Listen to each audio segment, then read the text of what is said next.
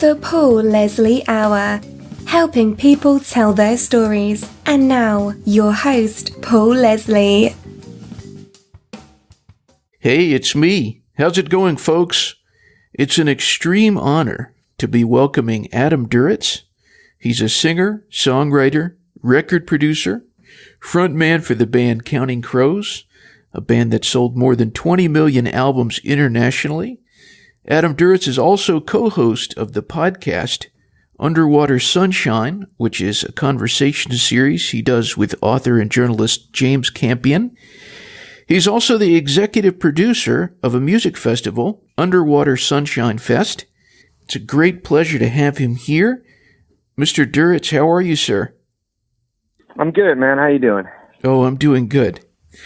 Well, we have a couple of things that we're going to be talking about, but what's on a lot of people's mind right now, the very first album by Counting Crows, August and Everything After, which was released more than 25 years ago now, did not have a song called August and Everything After on it. But that song is now available. People can get it on Amazon. So what does it feel like releasing that song, August and Everything After, all these years after the first draft? It feels like a new song, really. I never really thought of it much back then. It just wasn't very good. And so I kind of tossed it aside and didn't think about it for a really long time. You know, it's kind of cool to have finished it, though. When you release a song like that, does the fan reaction matter to you? Do you find yourself looking online, seeing what people are saying about it?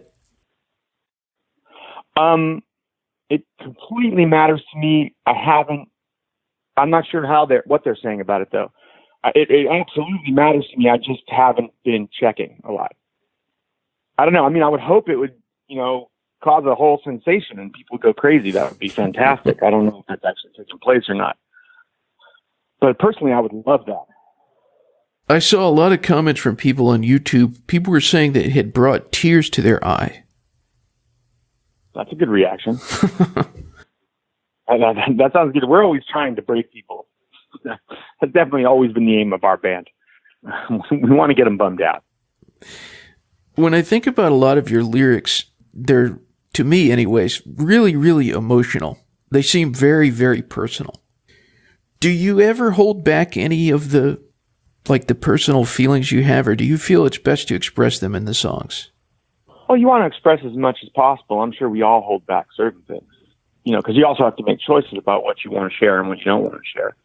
But obviously the aim is always to be as open and to communicate as much feeling as possible. I mean, I think that was part of the problem for me with the original version of the song, is that there were parts of it that were really good. And there were parts of it that sounded like songwriting. And I don't mean that they shouldn't, but they weren't as good. They just sounded good. They were kind of not meaningful. There were chunks of the song that just were more aping good songwriting than actually being good songwriting.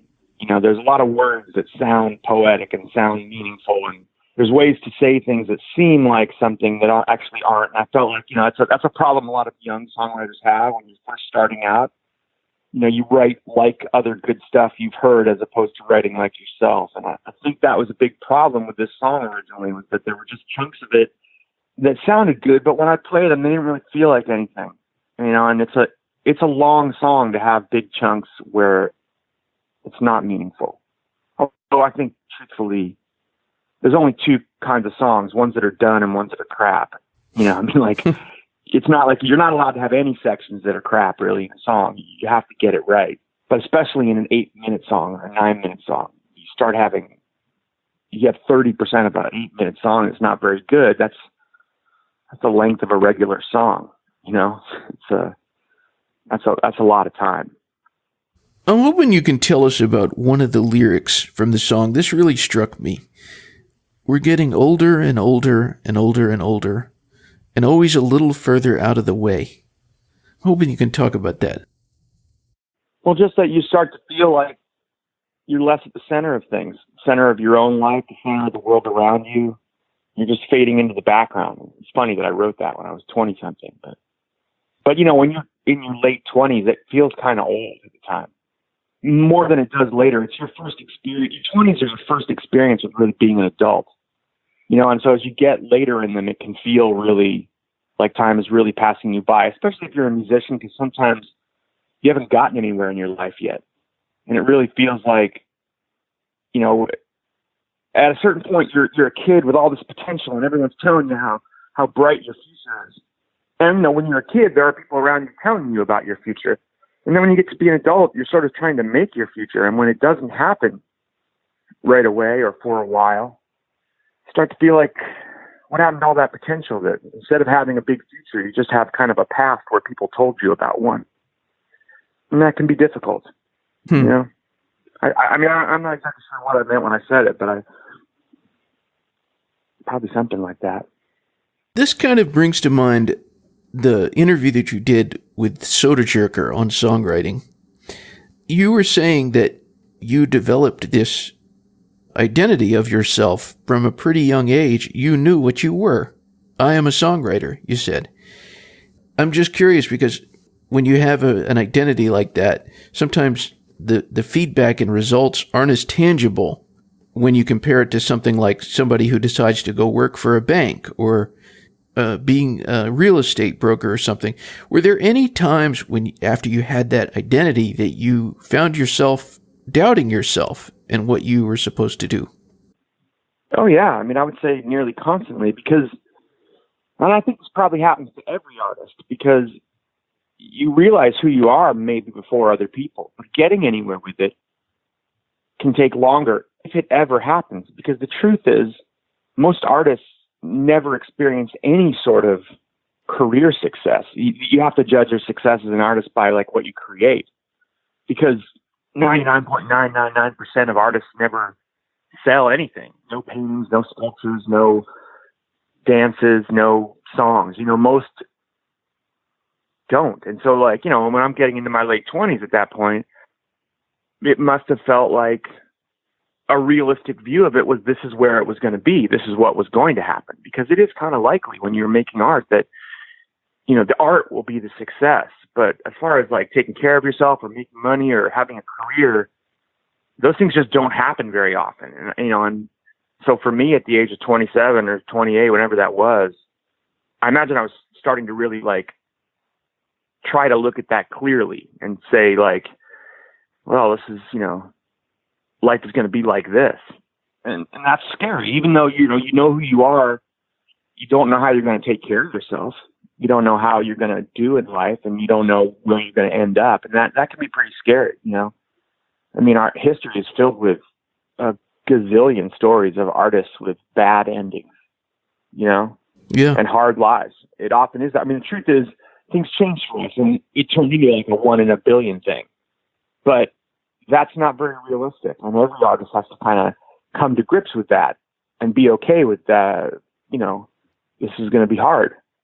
And I think I was really, because, we didn't get discovered when we were 18 or anything. I was 27 the first time anybody from a record company even came to see a band I was in. I was 28 when we got signed, 29 when our first record came out. So it was not like it just happened. There were a lot of years of, wondering. I had friends who ended up having many, many more years of that, but I didn't know that yet when I started writing this song. It's just, that's where life was at. I was probably 27, 28, and, not really sure what was going to happen. I was sure of who I was, but I was just not really sure of what that meant. I'm hoping you can tell us about Vince Mendoza, the composer and arranger that you worked with on this song. Well, I was introduced to Vince by Joni Mitchell. We were actually mixing Hard Candy, and she was working down the hall in the studio, mixing her record, Travelogue. And we got to hang out one day, and we played her our version of Big Yellow Taxi. Not the one that's on the radio, that's a remix of it, but the one that's just kind of an acoustic sort of hip-hop song. And she loved it. And she said, do you want to come down and listen to some of my record? I said, sure. And she took me down to this room, and we sat there, and she played me. I kept asking her to play me more. So we were there for about an hour, maybe hour and a half. I don't know. She played me a lot of Travelogue. And Travelogue And the record before it, Both Sides Now, she had done with Vince Mendoza. Both Sides Now is mostly standards with a couple of her songs at the end of each side. I think Both Sides Now and A Case of You. And then Travelogue is all of her songs reimagined with a different band that involves like Brian Blades, the drummer from New Orleans, Wayne Shorter, the jazz player, and then Vince doing all the orchestration. And I was so blown away by the work he did on that record. And then even more so when the record came out, just knocked out by it. And I always remembered that after that, because it was a pretty, I mean, getting to hang out with Joni Mitchell anyways is a pretty, you know, you're going to remember that for the rest of your life. And so years after that, there was some company doing shows. They did like 3 or 4 shows around America with bands and orchestras. And they asked us to do the one in LA at the Disney Hall, the Frank Gehry building out in downtown LA. And I said I would do it on one condition. They had to get us Vince Mendoza. And if they could get Vince Mendoza, I would do it. And otherwise, no, you know. And they found Vince and he was into it. So we kind of got together and talked about the songs. We chose different songs to work on, and he listened to this small and came up with a bunch of ideas. And then he started working on orchestrations. And the show turned out really well. But as we were working on it, we actually talked about kind of trying to surprise people with a couple songs. And one of the ones we did was Chelsea, which was an outtake from Recovering the Satellites. Things get left off our album for a variety of reasons. It's not usually because that song's not good enough. It's more often, well, that was the case with August and Everything After. But sometimes they just don't fit in the sequence. And I couldn't find a place to put Chelsea on that record. It was a different song. It was just me on piano. And then 3 friends of mine from Soul Rebels Brass Band in New Orleans playing trumpet, sax, and trombone. So it was like a brass trio and a guitar. And a piano. And so it was pretty different from everything else on the record, and I just couldn't find a way to fit it in. So we decided to do a version of Chelsea in that show at Disney Hall, and I sort of thought, I told them I had written this song or started to write it years before called August and Everything After, and maybe that would be cool. That it was pretty simple and it would need a rewrite, but maybe we should check it out. And it's funny. When I threw it away, I really threw it away. It's not like something that we had that I'd been playing a lot at shows. I think I pulled it out 2 or 3 times over all those intervening years and played it in concert. And each time it was kind of like, it would start off good, and then it would kind of like midway through, I'd realize, oh, this is why I left this off the record. It just ended up kind of plodding and draggy and not good. And as a result of that, I didn't have a version of it. And I realized I didn't really remember it. I remembered the music, but not the lyrics. And so I actually went on Twitter and said, does anybody have a copy of August and Everything After, the song? Because I don't have it, and I can't remember how it goes, and it needs to be rewritten. And so actually someone sent me a copy of it, an MP3. And then I looked at it and I was like, oh yeah, I see the problems, So I rewrote a bunch of it then. I don't know when that was. It's mid-2000s. Vince came up with a really cool arrangement for that, and we ended up doing that in the show too. And it was kind of my favorite thing in the show.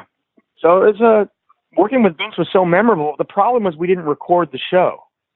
The only recording we got was the board tape. Now, the problem with board tapes of orchestra shows is that not everything is actually running through the board, particularly. Because you're not amplifying. All the band runs through the board, and strings run through it. Quiet things. But or a flute or a woodwind might run through it. But brass, for instance, or percussion, not really at all, because they're already loud. And so I have recordings of that show, but you can't hear most of the orchestra. Or at least, 2/3 of the orchestra is inaudible. And we didn't record it because it was really prohibitively expensive. Just the union fees before you even get to recording costs were like $400,000 for the orchestra union, the Disney Hall fee, there were like 3 different fees that added up to like $400,000 before you even got to recording costs. So we thought maybe we better do this once and see how it turns out before we go spending all this money to record it, because it might have been $500,000 to record it, So we didn't. But the bummer about it was it was like the most extraordinary performance of our lives, and we didn't record it. And we've wanted for years to get back and do some of that again. But it's always been kind of expensive, and we just never really got really down to the nuts and bolts of finding a way to do it more reasonably. Until this thing came up this year with Amazon. You know, Amazon wanted to do a song like that. We talked about doing a concert, but they suggested just doing a song, and we really wanted to. So we ended up choosing not a Long December. They suggested, let's do a Long December and release it in December. And I said, well, that sounds fun, but it's not. That song won't actually benefit very much from an arrangement. I know what we should do is we actually have a song that's perfect because it's got some crazy name recognition, but no one's ever heard it. I suggested doing August and Everything After. It still needed a little bit of rewriting, actually.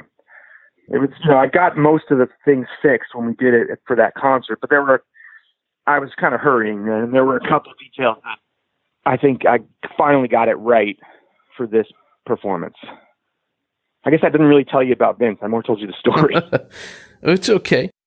You were mentioning everybody out there, they can get this on Amazon. But also, I thought this was really interesting because I listened to your podcast, Underwater Sunshine.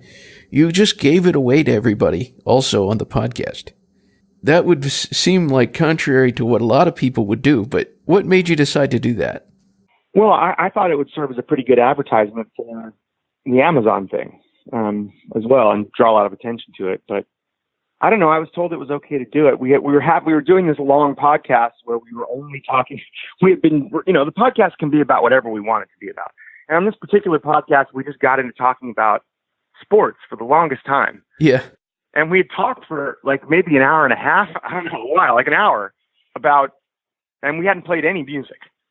And it's the first time that had happened, really, and James turned to me at one point and said, well, what are we going to do? Are we going to make this the first podcast where we don't play any music, or is there anything you want to play? Should we talk about something musical? Because we've only talked about sports so far. Or do you have any sports songs? I don't know what he said. He was joking around with me. And I suddenly thought about this because it was like coming out the next day. And I said, hang on a second. And we paused everything, and I actually called and said, am I allowed to do this? And they said, yeah. So put it on the podcast. Is there a certain ritual that you go through when you do these podcasts with James? No, they're just, they're about as free form as well, that's not totally true. Sometimes we just talk and things come up musically and we play them. Sometimes they're more thematic and we've really prepared. When we did the 4-week series on punk, like from 68 to 80, I had been researching. I had probably 12 hours of research over the time to put that together. And I had really mapped it all out, thought of the songs I wanted to play. I had stories about everybody. I had pages and pages of notes going into that. Sometimes it's like that, we're doing one the next few weeks. We just started it this week on Ron Wood and Rod Stewart and their incredible output for a few years around 1970 in the Faces and the Rod Stewart records, the two of them making these records together with two different bands, and they're incredible. And, for that, I've been spend a bunch of time listening, reading. I've been working on one about a Richard Thompson retrospective for a month or two now. I'm just not ready to do it yet. So sometimes we really put a lot of work into them and a lot of preparation. And sometimes they're more free form, and sometimes we're just trying to surprise each other by playing new music the other person probably hasn't heard. And sometimes we for the Rod Stewart stuff, we're feeding a lot of our ideas back and forth so we can talk about it. But when I'm doing new music stuff, I often just want to surprise James. And so it goes both ways. They have no real, it's funny, it's a lot like Counting Crows and my songwriting. There's no real set way of doing everything, but we're open to a bunch of different stuff. You mentioned in one of the episodes of the podcast about an upcoming Counting Crows album. What do you envision the next Counting Crows album is going to be like? Oh, I have no idea. It'll turn out to be however it turns out. I don't really ever, I don't think about that stuff at all except the songs, getting the songs together. But I'm not really trying to form a record before it just comes into being by itself. Because I think you want to give it a chance to be organic and surprise yourself. And let the music surprise you. You know, because I'm kind of I mean, sometimes I'll have some thoughts about like sounds or ideas about the way things should be. I certainly have in the past at times. Like I knew with Recovering the Satellites that it was a very different set of songs and very different, a lot of the music from August. And so I knew I wanted Gil Norton. His work with the Pixies, I thought was, you know, generationally important. And so I knew he was what I wanted for that record. I knew it was what that needed. And I guess by the same token on the next record, I knew we wanted to experiment a lot. And so getting Dennis Herring and David Lowery, who had, you know, done the Sparkle Horse records together, you know, was a little more kind of the indie creativity we were looking for. But that's as far as it'll go, really. I might think about producers in terms of that sort of thing, but I don't know. Not so much lately. But I've been really enjoying working with Brian Deck. It's the first time we've really worked with a guy on multiple occasions, except for we did with Gil, because Gil came back and did Saturday Nights with us. But we've done a couple albums with Brian now, and I've really loved it. You were mentioning earlier about going on Twitter and just asking anybody if they had a version of that song. And that's something that you do, is that you're the one who's running the social media for the band. What do you find that experience is like? Well, I really loved it at first. I mean, it occurred to me pretty early on that the internet was something that could cross that gap between artists and people. You know, you used to have to go through some gatekeepers for that. TV people or newspaper people, journalists, you know, you had to go through gatekeepers as an artist to get to the public. But I can remember right after I moved to LA, so it's right after we finished touring August and everything after, like early 1995. And I remember being in the college I lived in Hollywood and realizing that AOL had these forums for all the different bands, and that there was a Counting Crows forum, and people were on there asking questions and talking about stuff and wondering what was going to happen with our band. And I went on there and said, I realized I could answer their questions, that all the things they were worried about, I had the answers to. And so I went on there and I said, you know, I'm me. Let's talk. And they didn't believe me at first. So but I found ways to prove it. And we started this almost like message group on this forum that was in its own way in 1995, an early version of social media. It's like Twitter or Facebook before Twitter and Facebook. I thought it was really important way back then. And I also realized way back then there were trolls. That you would end up arguing with people about stuff that, you know, I remember going on there and saying how great I thought Justin Timberlake's album was, and then I thought they were all had their heads up their ass about like not liking any sort of pop or funk music, you know. And then I said, you know, years from now you're all going to be worshiping the Neptunes and Pharrell and Timbaland who produced this record, and they were all up in arms about me. You know, it was like sacrilege that I would be listening to this stuff. And I was like, no, you're crazy. It's great music, you know. And it was like a very vehement argument about it, but you know, it was social media just like it is now, but no one was thinking of it as social media because they were just forums at the time. That brings to mind, what misconceptions do you think people have about you? Because these people on this message board, they thought, oh, Adam would never like that band or that producer. What do you think is maybe a misconception that people have about you? Oh, I don't know. Probably that I mope around all the time. I think in general, there's a way that fans and the media think of music that's very different from the way musicians do. You know, we gather together in tribes, in gangs, that we're punk, we're not punk, we're new wave, we're grunge, you're not grunge, you're pop. You know, like I'm indie, you're not. You know, there's all kinds of ways in which we. You know, and the radio is separated out that way too. We're listening to modern rock. We're listening to classic rock. We're listening to adult alternative. And you know, we're listening to hip hop. And we're cool because we listen to this kind of music and you're not because you listen to that kind of music. But musicians tend to just love music. There's all these divisions that go on, all these value judgments. I mean, music's different from other art forms in that we literally wear it. Not just our hearts on our sleeves, but we wear our shirts that say The Clash or De La Soul. Or Stephen Kellogg. You know, we literally wear clothes that proclaim I love this band. Yeah. Because that's important to the way we see ourselves. But musicians who also wear those clothes tend to just love music. I lived in LA for a while, and a lot of my friends were working in the movie business, and they spent a lot of their time telling everybody what sucked, what movie sucked, what actor sucks, who shit, what. And it's funny sometimes, but it's not a big help in finding a great movie to see. But musicians just want to shove down your throat the latest band they've discovered that they love. And they just want to get a mixtape and shove it down your throat and make you listen to it. I mean, which is what the podcast is all about, and by extension, what the festival is all about. We're a bunch of geeks who love music and love generally all kinds of music. You know, most musicians I know listen to all different kinds of music. They listen to country, they listen to rock, they listen to metal, they listen to punk, they listen to hip hop, they listen to soul, they listen to R&B. You know, they listen to jazz. There aren't really those divisions among musicians, but that's a big difference and I think that's the mistake that people in the forum had right then. They thought that we were all thinking the same way and therefore it wasn't cool to like this stuff, but I just thought the stuff was cool. And I understood that. And I'll bet they grew out of a lot of that too. I mean, I know some of them, so I know they did, you know.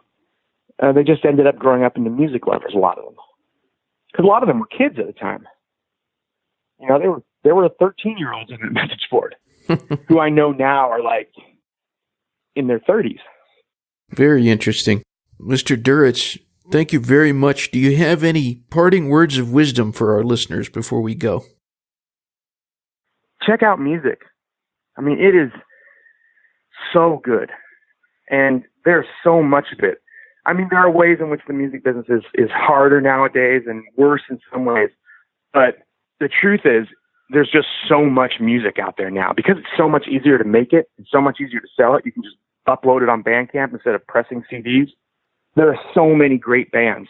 And they have a chance to last for longer now because it's not prohibitively expensive to make a record. So bands make records and make another record and make another record. You can make them in your bedroom.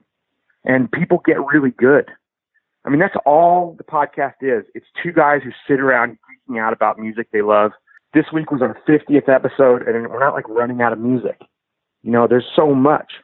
And the festival, you know, if you're going to be in New York in April on the 5th and 6th, Underwater Sunshine Festival is completely free. A bunch of really cool bands just playing for you, you know? I guess that's the main thing. That's sort of what my life's been about. I grew up loving music. I got lucky and got to play it. And now I play it, and I have a podcast where I sit around and try and tell people about as much music that I love as possible, because there's so much. And all it really needs is for people to discover it. Don't just pick what you already know you like on Spotify. Put on Pandora and surprise yourself. Or listen to our podcast, or anybody's. And just like, find new shit, because music needs you. It needs people to appreciate it. I like it. Everybody out there, check out underwatersunShineFest.com. It's going to be April 5th and 6th in 2019, New York City at the Bowery Electric. Also, countingcrows.com. You can find the podcast on iTunes and Google Play. It's called Underwater Sunshine. Adam, thank you very much. I really appreciate it. Thanks, man. I appreciate it. Thanks for taking the time. My pleasure. All right, sir. Have a wonderful day. I really appreciate this. And your team. Too. Thanks, man. I really appreciate it. Have a good one. Bop, bop, dealy, bop, bop, ba-doo, bop, zee, bop, a doodly, not, bop, shiki, cha-cha, kooka, baza, luka, baza, neka, poka, kera, go, da-dum, bop, doodly, zan, ba-dum, ba-daka, ba-ta, yeah, zika, baka, puka, long, gone, doodle, dee boo. Goodbye.